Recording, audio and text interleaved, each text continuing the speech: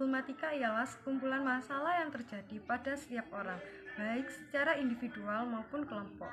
Siswa di sekolah juga sebagai manusia dan juga individu dapat dipastikan juga memiliki masalah. Tetapi kompleksitas masalah-masalah yang dihadapi dan yang dimiliki oleh individu antara yang satu dengan individu yang lainnya tentu saja berbeda-beda. Masalah-masalah yang dihadapi sangatlah banyak dan sangat beragam.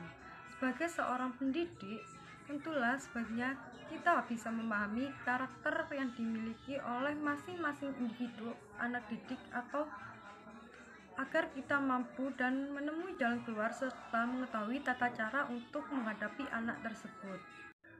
Problematika peserta didik ialah berbagai macam masalah yang tengah dihadapi oleh peserta didik dalam ruang lingkup pendidikan atau proses belajar mengajar. Masalah-masalah interaksi belajar mengajar merupakan masalah yang kompleks karena melibatkan berbagai faktor yang saling terikat antara masalah satu dengan masalah yang lainnya. Di wawancara kali ini, kita berharap akan mengetahui penjabaran dari permasalahan dalam problematika dalam kegiatan pembelajaran yang dirasakan oleh peserta didik, tentu saja dari sudut pandang peserta didik itu sendiri. Permasalahan masa remaja merupakan suatu periode penting dari rentang kehidupan, suatu periode transisional, masa perubahan, masa usia bermasalah, masa di mana individu mencari identitas diri, usia menyeramkan atau lebih dikenal dengan istilah dreaded, masalah unrealism, dan ambang menuju kedewasaan. Menurut Hal Satwono tahun 2019, masa remaja merupakan masa storm and drang, topan atau badai. Masa penuh emosi dan ada kalanya emosinya itu meledak-ledak yang muncul karena adanya pertentangan nilai-nilai yang dia rasakan. Emosi yang menggebu ini akan menyulitkan, ada kalanya akan menyulitkan si remaja itu sendiri maupun orang tua, guru, ataupun orang dewasa yang berada di sekitarnya. Kali ini kita akan membahas tentang permasalahan atau problematika yang terjadi dalam kegiatan pembelajaran yang dihadapi oleh peserta didik di usia remaja. Kita akan menanyakan pada narasumber tentang apa yang dia rasakan terhadap problem-problem yang dia hadapi dalam proses pembelajaran di usia remaja. Problematika seperti apa yang dihadapi, seperti apa bentuk-bentuk permasalahan yang sedang dihadapi, dan bagaimana cara untuk menyelesaikannya, menjawab segala hal yang menjadi problematika dalam kegiatan pembelajaran dari sudut pandang seorang teori yang relevan. Teori relevan yang berhubungan dengan wawancara kali ini yaitu tentang problematika pembelajaran, perkembangan kognitif, afektif, dan psikomotorik. Problematika peserta didik dalam pembelajaran yang telah disampaikan oleh kelompok 10. Selain itu tentang karakteristik perkembangan anak usia remaja yang telah dipaparkan oleh kelompok 7, dan yang terakhir dari yang perkembangan kognitif, afektif, dan psikomotorik yang telah dijabarkan oleh kelompok 4 dan 5. Teori yang saling berhubungan dengan wawancara hari ini yaitu tentang problematika dalam pembelajaran yang dihadapi oleh peserta didik, baik karena faktor dari perkembangan kognitif, afektif, dan psikomotorik maupun juga karena dari karakteristik mereka sebagai peserta didik di usia remaja. Berikut ini kutipan wawancara dengan narasumber mengenai problematika yang dihadapi peserta didik dalam kegiatan pembelajaran. Pernah merasa mengalami kesulitan tidak dalam belajar? Ya pernah lah, namanya juga melakukan sesuatu pasti ada sedikit kendala yang dihadapi. Kira-kira kesulitan seperti apa yang Anda rasakan? Kurang konsentrasi misalnya, atau juga malas belajar, tidak menyukai gurunya yang membuat tidak suka dengan mata pelajarannya. Alhasil kegiatan pembelajaran tidak belajar dengan lancar. Menurut Anda, mengapa itu semua menjadi suatu hal yang menyebabkan problematika dalam sebuah proses pembelajaran? Ya, kalau kurang konsentrasi biasanya karena saya sedang ada masalah atau lagi memikirkan hal lain yang cukup mengganggu pikiran saya. Kalau malas belajar ya karena kan namanya siswa, pasti ada saja sisi malasnya. sisi capeknya. Jadi ya selama itu sekali-kali bukan kebiasaan yang tidak apa-apa. Itu semua terjadi ya karena kita sendiri. Kalau kita bisa lebih tegas ya itu sebenarnya dapat teratasi dengan baik. Anda sudah mengemukakan, sudah menjabarkan apa yang menurut Anda menjadi sebuah problematika dalam proses pembelajaran. Nah, menurut versi Anda, solusi yang tepat untuk menemukan atau menyelesaikan masalah tersebut itu apa? Dengan lebih memotivasi diri sendiri, mengikuti les atau pelajaran tambahan.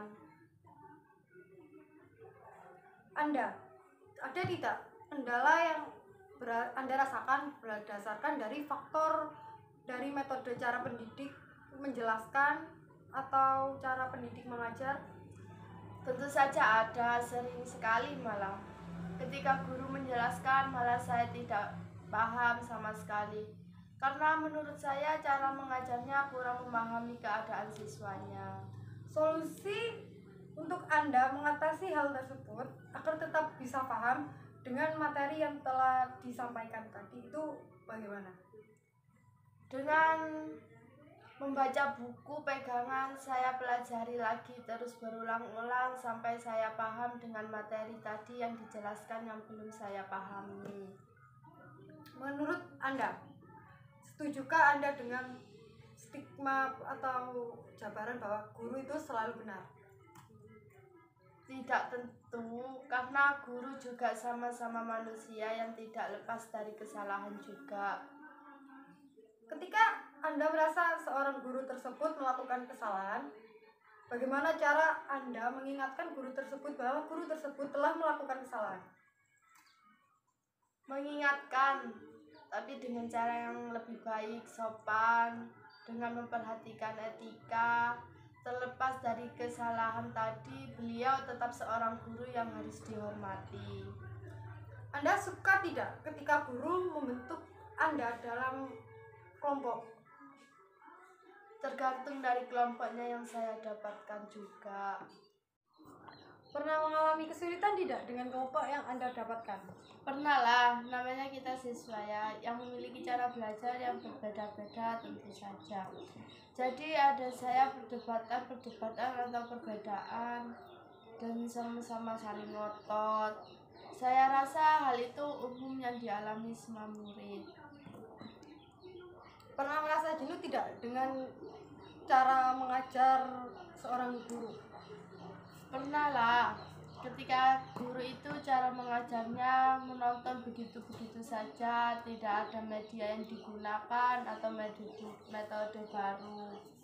Ketika ada suasana baru, kadang kita juga merasa bosan. Siasat Anda untuk mengantisipasinya bagaimana ketika Anda sudah mulai merasakan rasa jenuh tersebut? Dengan berpikir, nggak apa-apa, habis ini jamnya selesai, bakal ada pergantian jam belajar, atau dengan mencoba memahami materinya sendiri. Menurut Anda, bagaimana seharusnya dilakukan oleh pendidik ketika suasana kelasnya, suasana pembelajarannya mulai terasa membosankan?